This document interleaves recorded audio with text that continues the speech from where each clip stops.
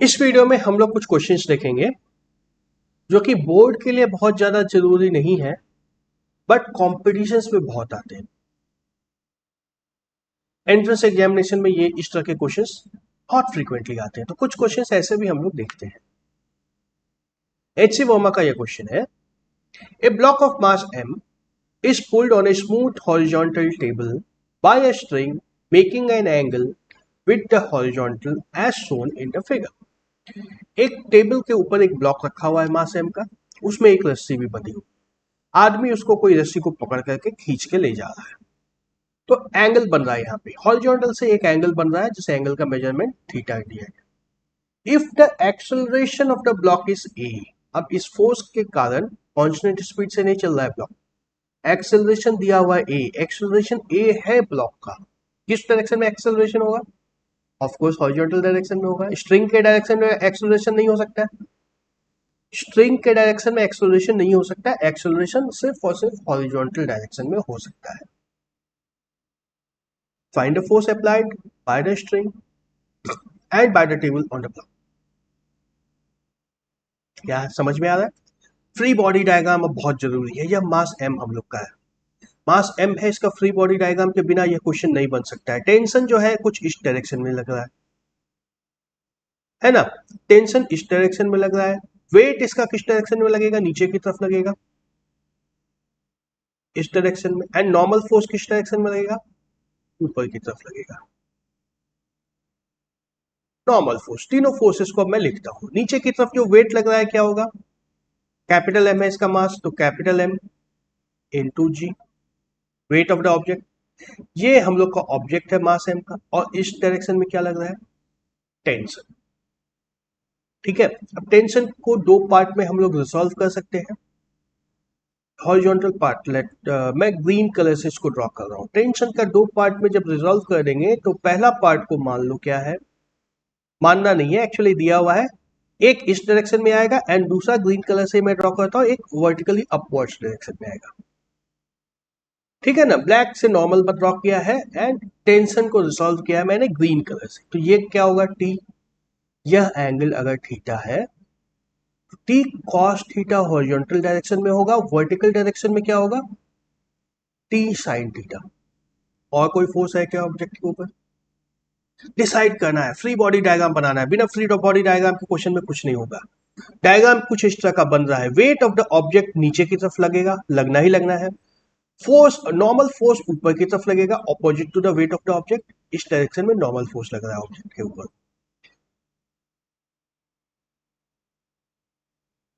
Tension इस direction में लग रहा है, अलोंग दिस डायरेक्शन। तो एक्स कंपोनेंट टेंशन का क्या होगा? T cos theta. And y component क्या होगा? T sine theta. अब बोलोगे क्यों ब्रेक किया x cos theta and y cos theta के फॉर्म में? मतलब इस डायरेक्शन में क्यों ब्रेक किया? mg को इस डायरेक्शन के अलोंग क्यों नहीं ब्रेक किया? तो हम लोग को जिधर आसानी होती है उसी डायरेक्शन में ब्रेक करेंगे, जिधर आसानी होती है। सिर्फ टी को ब्रेक करना पड़ा। अगर इसको रिसॉल्व, टी को रिसॉल्व किया, टेंशन को अगर रिजॉल्व किया, तो सिर्फ टेंशन को रिजॉल्व करना पड़ गया। अगर mg और n को रिजॉल्व करने की कोशिश करते टेंशन के डायरेक्शन में, तो दो रिजोल्यूशन करने पड़ते ना, थोड़ा सा मुश्किल पड़ जाता। तो आसान वाला काम करते हैं। नाउ सी, वर्टिकली डायरेक्शन में, वर्टिकल डायरेक्शन में there is no movement. Vertical direction there is no movement at all. तो normal force plus T sine theta, this is equal to balanced by weight of the object. ये object equation number 1। And horizontal direction में, horizontal direction में क्या हो रहा है? T cos theta जो है फोर्स, यह अनबैलेंस्ड फोर्स है, इसी के कारण एक्सेलरेशन हो रहा है। टी कॉस थीटा, इसके कारण जो एक्सेलरेशन हो रहा है वो कितना है? m इंटू ए क्वेश्चन में दिया हुआ है, m इंटू ए दिया हुआ है क्वेश्चन में। तो यहां से हम लोग को t मिल जाएगा। t क्या मिलता है? m into A divide by cos theta. ठीक है, इक्वेशन नंबर 2।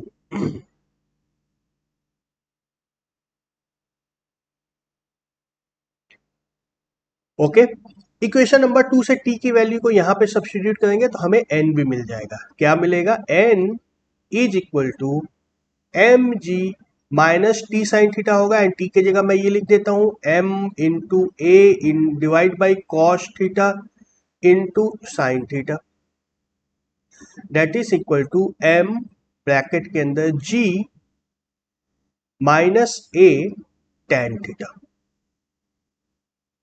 ठीक है, normal force is equal to m bracket में g minus a multiplied by tan theta. तो force applied by the string and by the table on the block, force applied by the string कितना है, t के बराबर है, जो कितना है m into a into divide by cos theta. Force applied by the string t किसके बराबर है, m into a divide by cos theta. And normal force कितना आया है, m ब्रैकेट में g minus a multiplied by tan theta. Okay, simple था।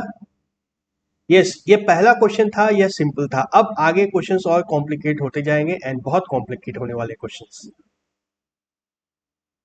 Yes, questions बहुत complicate होने वाले हैं, तो ध्यान से समझना, चीजों को ध्यान से समझना, समझ में आएगा। एक और क्वेश्चन देखें क्या, क्लियर है ये question? Okay, let's come to the next question. A body of mass m is suspended by two strings. अब देखो, एक मास है m जिसको एक नहीं दो स्ट्रिंग से बांधा गया है कुछ इस तरीके से। With the horizontal as shown in the figure, find the tensions in the string. दोनों स्ट्रिंग में अलग अलग कुछ टेंशन होगा। दोनों स्ट्रिंग का लेंथ पता नहीं है, हो सकता है बराबर हो सकता है बराबर ना हो। अगर बराबर होता तो ये आइसोसेलेस ट्रायंगल बनता, एंड अगर बराबर होता तो क्या होता, कुछ ये ट्रायंगल जो बनता है यहाँ पर, ये आइसोसेलेस ट्रायंगल बनता है इस तरह से, होता ना। ये आइसोसेलेस ट्रायंगल होता, ये एंगल, यह लाइन बराबर है, दैट मींस ये एंगल और ये एंगल बराबर है, that means this angle is also equal to this angle, ऐसा सब कुछ होता। तो ये आइसोसेलेस ट्रायंगल नहीं है, दोनों स्ट्रिंग का लेंथ अलग अलग है। चलो, अब हमें समझ में आ गया कि स्ट्रिंग का लेंथ अलग अलग है, तो हमें इसको सॉल्व करना होगा। कुछ भी नहीं पता है, फ्री बॉडी डायग्राम, सिर्फ और सिर्फ फ्री बॉडी डायग्राम बनाना है। ये हमारा मास है, मास के ऊपर एक तो mg नीचे की तरफ काम कर रहा है ना, इस डायरेक्शन में mg फोर्स काम कर रहा है। Tension in the first string कुछ इस डायरेक्शन में काम कर रहा है, and tension in the second string इस डायरेक्शन में काम कर रहा है। तो नीचे की तरफ हम लोग का फोर्स है m इंटू जी, इस तरफ क्या है T1 एंड इस तरफ है T2। चलो, मैं हॉरिजॉन्टल डायरेक्शन को भी थोड़ा सा ड्रॉ कर देता हूं। यूं, ये हॉरिजॉन्टल डायरेक्शन है। अब मैं देखो रिसॉल्व करता हूं दोनों फोर्सेस को। T1 का दो कंपोनेंट होगा, है ना, ये एंगल अगर दिया हुआ है, दो कंपोनेंट होगा T1 का, एक इस डायरेक्शन में होगा और एक किस डायरेक्शन में होगा, vertically upwards direction. Similarly T2 का भी होगा। T2 को मैं येलो कलर से मार्क करता हूं ताकि अलग से दिखे, या यस, T2 का एक कंपोनेंट इस डायरेक्शन में, एक कंपोनेंट इस डायरेक्शन। अब मैग्नीट्यूड लिखते हैं दोनों का। T2 का यह कंपोनेंट, ये एंगल हम लोग की थी बीटा, तो T2 cos beta horizontal direction में है, वर्टिकल डायरेक्शन में T2 sin beta. And T1 की बात करें तो ये क्या है, T1 cos अल्फा, ये एंगल अल्फा है, T1 cos अल्फा, एंड ऊपर की तरफ T1 sin अल्फा। ठीक है, अब देखो, in the horizontal direction,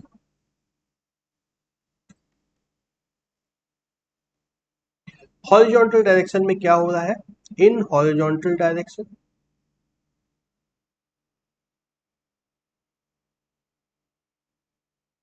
horizontal direction में कोई मूवमेंट हो रहा है क्या, हॉरिजॉन्टल डायरेक्शन में कोई मूवमेंट हो रहा है? नहीं, इसमें तो कोई मूवमेंट नहीं हो रही है, बंधा हुआ है, स्थिर पड़ा हुआ है, जहां पे था वही है।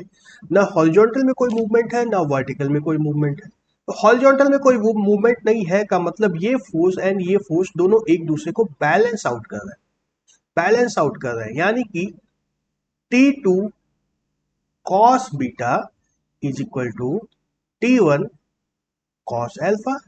यहां से हम लोग को T2 मिल गया, T1 के टर्म्स में क्या मिला, T1 cos alpha divide bye cos beta.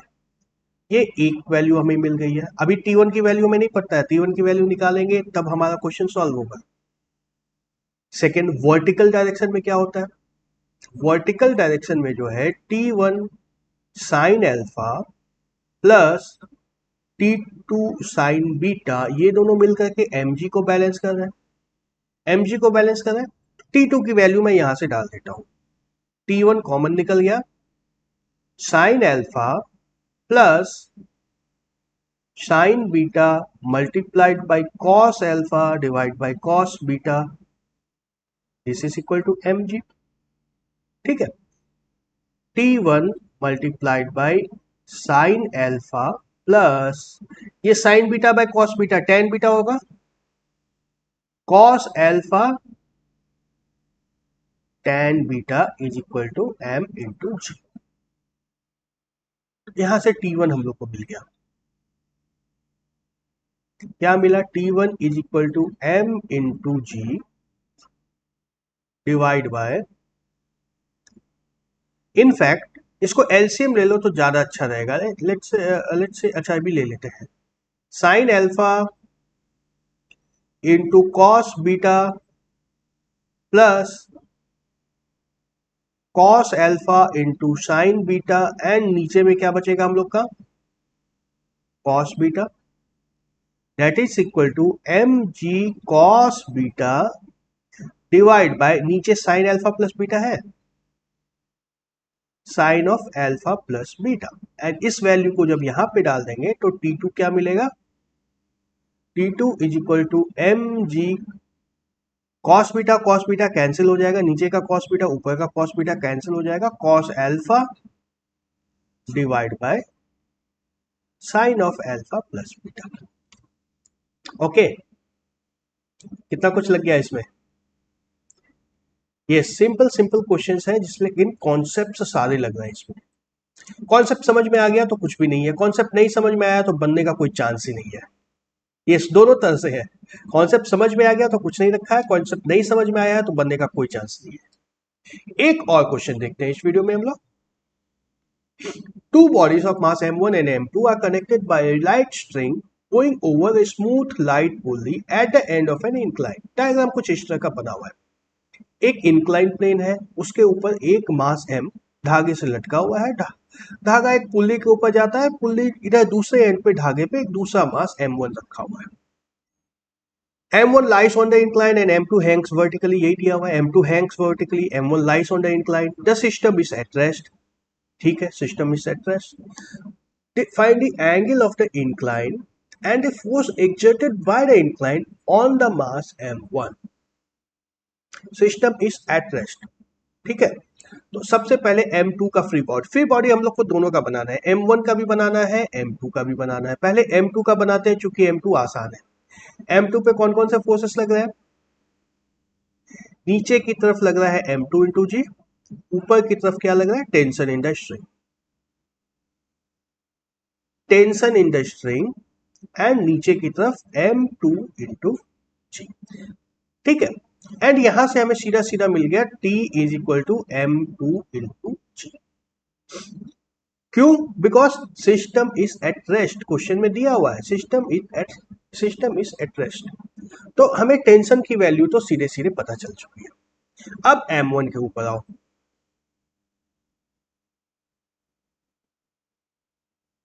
m1 के ऊपर जब आएंगे नीचे की तरफ इसमें लगेगा m1 इंटू जी, नीचे की तरफ तो सीधा सीधा m1 इंटू जी, ये फोर्स लग रहा है। ओके, टेंशन इस डायरेक्शन में लग रहा है एंड नॉर्मल इस डायरेक्शन में लग रहा है।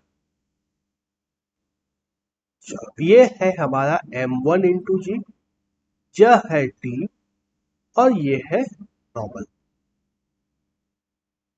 हॉरिजॉन्टल डायरेक्शन को अगर ड्रॉ कर दिया जाए, यह हॉरिजॉन्टल डायरेक्शन है, यह एंगल हमें क्या दिया हुआ है? थीटा, यह एंगल है थीटा।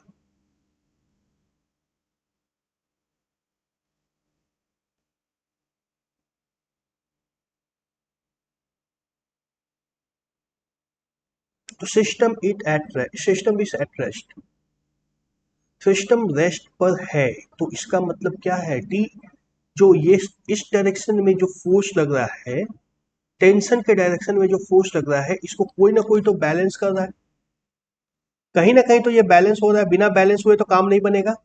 कौन कर रहा है बैलेंस, कौन कर रहा है, फ्रिक्शन इसको बैलेंस कर रहा है, बट हमें उससे बहुत ज्यादा मतलब नहीं है। हमें फ्रिक्शन उसको बैलेंस कर रहा है बट हमें उससे कोई मतलब नहीं है, ये समझना है तुम्हें कि यह फ्रिक्शन के कारण बैलेंस हो रहा है। नाउ वर्टिकल डायरेक्शन में फोर्स क्या है,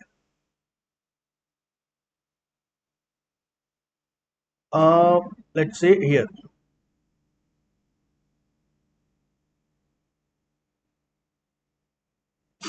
यस इस डायरेक्शन में फोर्स कितना है, एन कॉस थीटा, ये एंगल भी थीटा है, यह एंगल भी थीटा है, यानी कि एम जी कॉस थीटा इस डायरेक्शन में लगेगा, एम जी कॉस थीटा इस डायरेक्शन में लगेगा, एम जी साइन थीटा इस डायरेक्शन में लगेगा,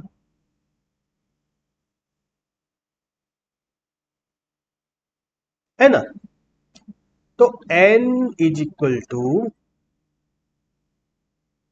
M one into g into cos theta and T is equal to m1 into g into sin theta।